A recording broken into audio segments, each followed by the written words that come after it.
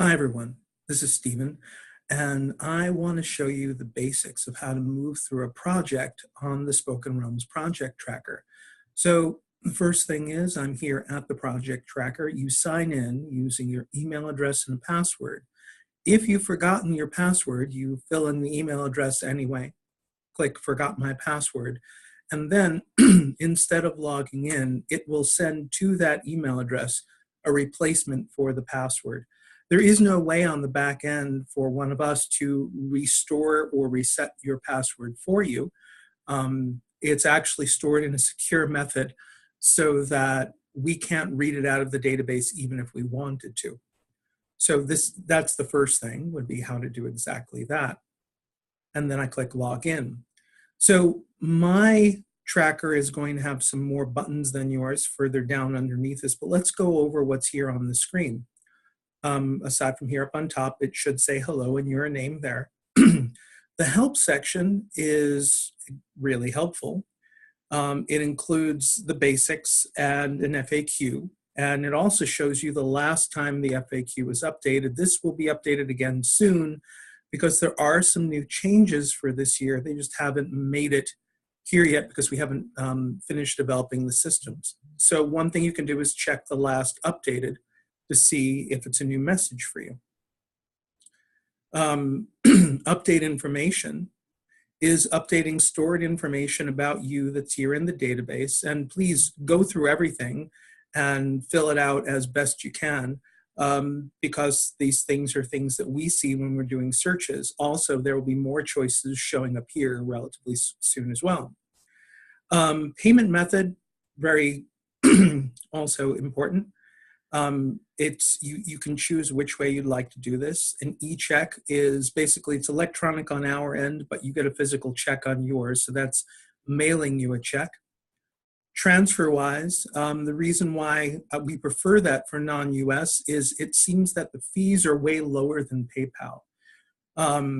You can go over to their website and read why it is. It's actually written by the same people who originally wrote Skype before Microsoft bought Skype. And it's a very innovative service. And then, of course, you can choose PayPal using the email address that you're signing in with. We don't have an option for you to use a second email address. So by default, if you're using PayPal, it's going to go to the email address you're using to sign in with. And then your payment details. Essentially, if you're choosing something like TransferWise, there will be payment details that we need on our end to make sure they go to your right account. In these other two situations, we don't need this information because this would be going to the address above and this would be going to the email address above. Now, there are certain countries that have a level of withholding, and that withholding is up to you to fill in. And that information is in the help document. So you can fill all this out and then click update contact info, and that will that will give us that information. So the country's withholding is back here in the help button. Update password is very simply that. You type your password in twice in order to change your password. Then you've seen some of these, but let me go over them. So essentially all the work is done here with these buttons here up on top. This second row is because of a series of questions that we got. People wanting to know what other things were in production aside from what they were doing can click on the production list and see a list of what's in production and which person is working on it. So if you wanted to contact them, since these are links with their email address, you can click over and say, hey, Dennis, I found out this about a history of the popes and I thought you should know, or anything of that sort. So you can click here in order to send an email to any of these people. Same thing was true here about sound engineers list. So these are people who have identified themselves as engineers who are in the system, who you can contact if you wanted to work with them. Same idea. You can click on any of these and it would generate an email. And it would generate an email in your default email program. It's not going to send an embedded message in the system. I saw no reason to basically rebuild email since email works really well. Same thing with proofers. These are people who you can hire to do proofing who are in the system. And the same thing as graphic artists, people in the system who you can hire to work on cover art. So that gets rid of this second row. But really the reason why I'm here today is I wanted to go through the project proposal, update, and submission process, because it appears that some people kind of get stuck at the end. So let's go looking at what we would do. So if I wanted to propose that I wanted to narrate Tom Sawyer, I would put in the title.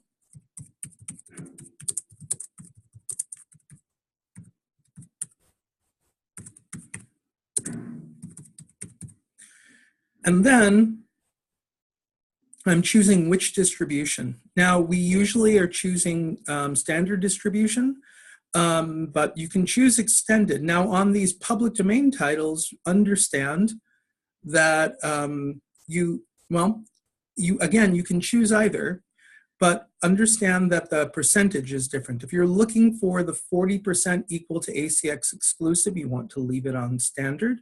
That will go to Amazon, Audible, and iTunes.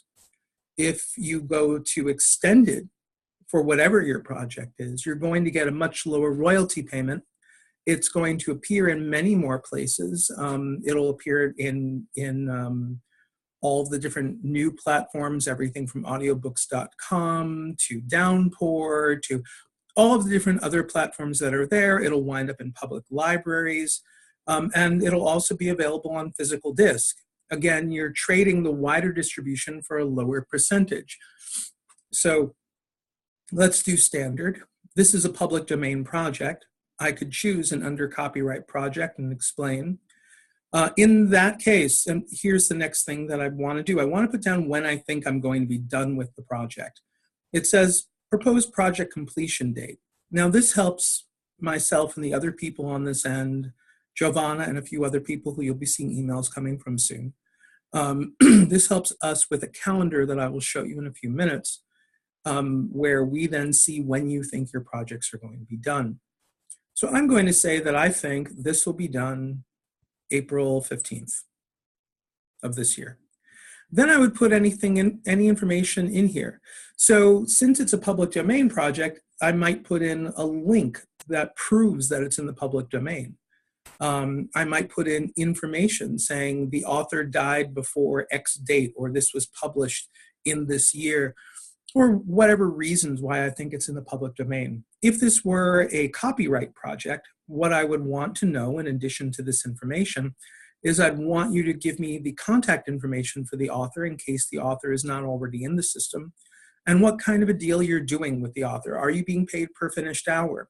Are you doing a hybrid deal? Is this a pure royalty share? What's the percentage split? I'm going to need all of that information for a copyright project in order to draw up the custom contract. Because anytime you're doing something that involves two people, we don't use the embedded contract system. We actually use a contract that comes from an outside system right now called Docracy, and most of you have seen those Docracy documents. So I'd fill this out with whatever the important information is, and I would hit submit. When I hit submit, it would just thank me for that submission, and then it sits on my end where we then go through the projects, and you'll get an email once the project has been approved. So let's go over to update projects. So as you can see, I already have a project of The Adventures of Tom Sawyer by Mark Twain. When I click on the project title, it shows me a couple of things I can do. I can print out the contract, which if I click here will open a new tab and generate a PDF of the contract that we have for this distribution. Or I can update the project status details. There's a third choice that's been hidden, and it's been hidden because this project is not ready to be done yet. It is not ready to submit in the system. Let's go through what's inside this form, because this is part of the important things that sometimes people miss. So here's the information about this project. As you can see, I can change the title. It's useful because sometimes people will use the shorthand of just saying Tom Sawyer or whatever it's called popularly. And then once they're working with the manuscript, they'll realize that the official name is something different, kind of like Peter Pan is actually Peter and Wendy, for example. I may want to actually call him, I may want to put the Samuel Clemens in here. I may want to do all different sorts of things, but let's actually look down here at this next thing. The target date for completion. Now, I can change this, and that's important. Again, if I think I'm going to be done earlier, then I can make this an earlier date. And I'm going to say this will be done on March 2nd. I don't mind receiving email alerts. The email alerts will do things that will say your project is due in 4 weeks, your project is due in 2 weeks, your project is due in 1 week, your project is due tomorrow, your project is overdue. So there are occasional emails that will actually bring up the information and remind you that you have a project that you said would be due on a certain date. And again, this information is useful to us. I will show you the calendar and you'll see how all that lays out. If I was using a pseudonym on this project, this is where I would put it. Otherwise, it will use your name as in the system. So if you do not narrate under your own name, if you do not narrate under your legal name, you're going to want to make sure that either you have your legal name there and you're putting in your stage name as your pseudonym, or if this is a title you are doing under a pseudonym, this is where you want it.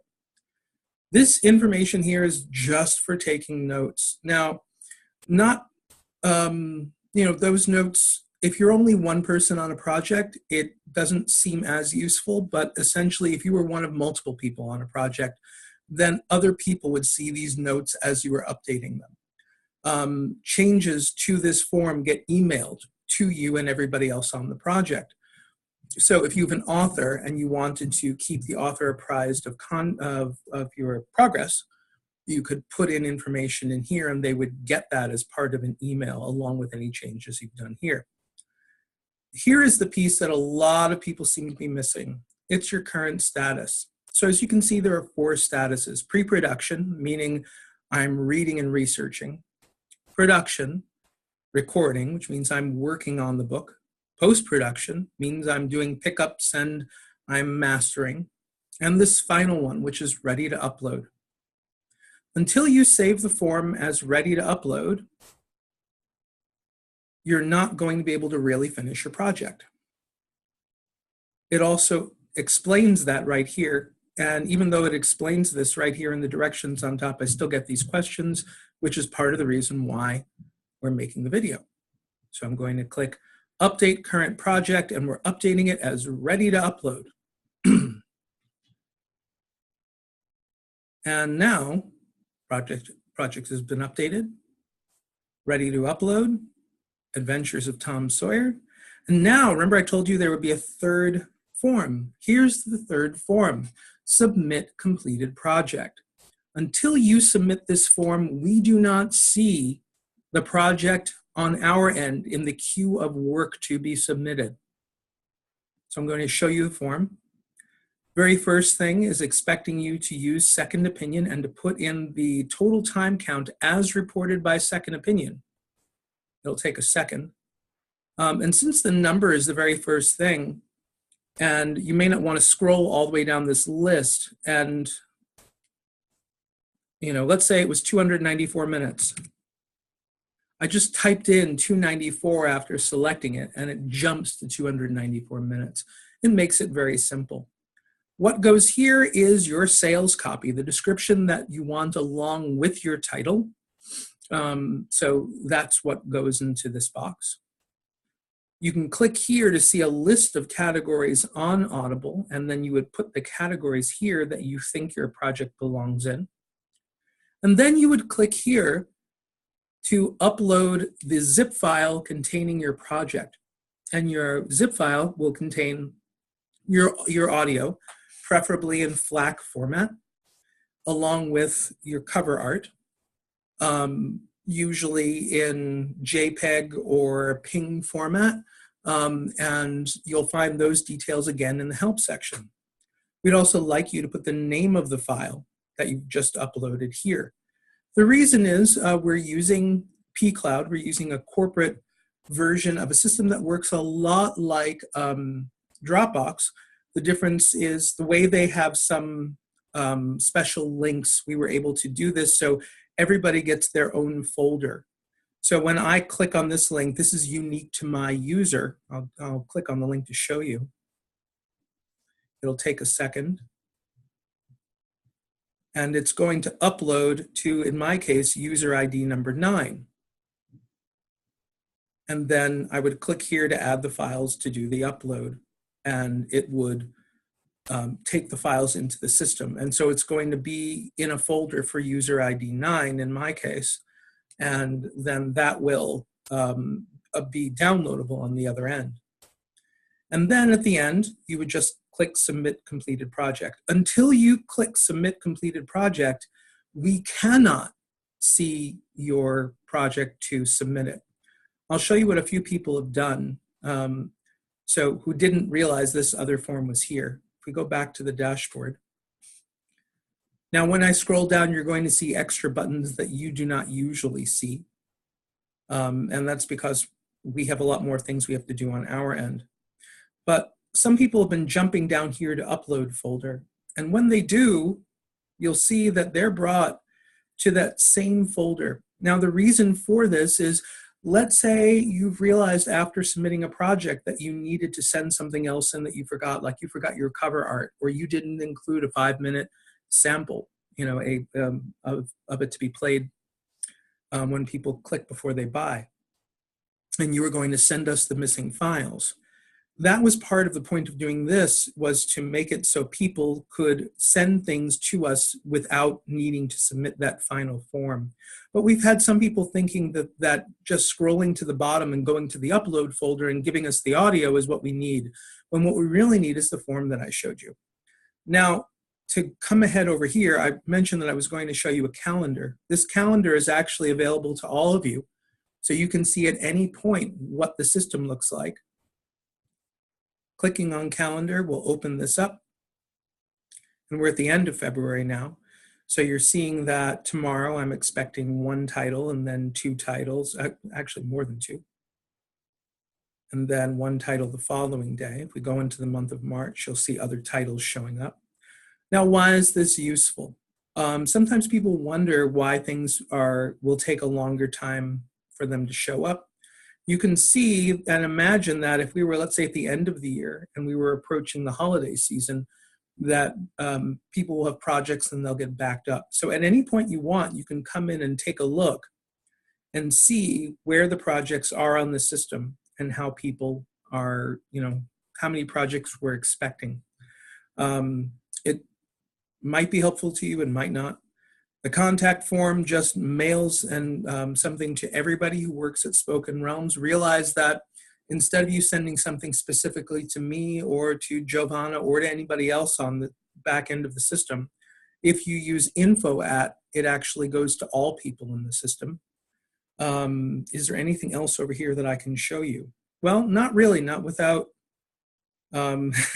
showing you things that may be confusing. So really that was the basis of what I wanted to do. I hope that you find this helpful. And if you have any other questions, please feel free to reach out.